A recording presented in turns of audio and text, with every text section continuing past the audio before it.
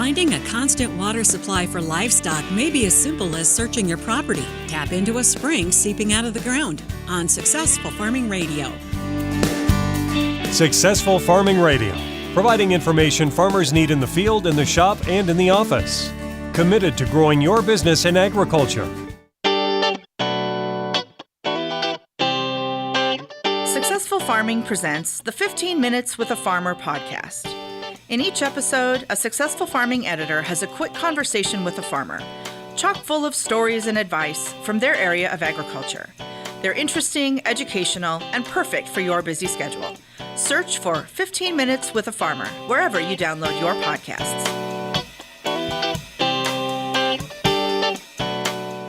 Any age, any make, any model. Any way you look at it, you can get the right part at the right price by stopping by the One Parts counter at your local John Deere dealership. Whether you need to replace a worn part or just need to stock up on maintenance and replacement parts, you can find it all at the One Parts counter. Knowledgeable, friendly staff will help you choose from genuine John Deere, Reman, or A&I parts. Do yourself and your machine a favor. Stop by the One Parts counter today at your local John Deere dealership.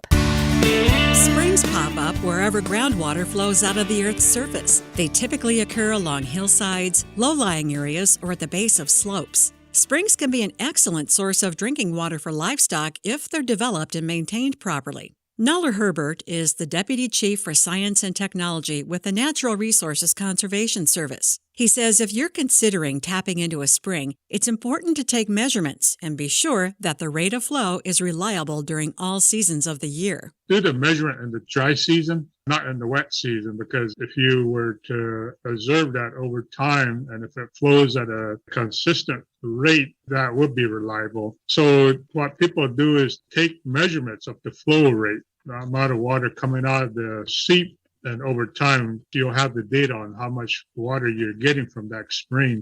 The flow rate can be tested with a 5-gallon bucket. Dig it into the slope of the spring and time how long it takes to fill the bucket. If the spring is proven to be a constant source, it's extremely important to have the water tested for contamination. Springs are highly susceptible since they're fed by groundwater traveling through different environmental conditions. Then, if the water is found safe, you can start collecting it. You may want to collect right there on site, either through a pond or some sort of a collection box. Once you have a collection box, and if the spring is reliable, then you can pipe that water to either a storage tank or to a watering trough where the livestock can get to it.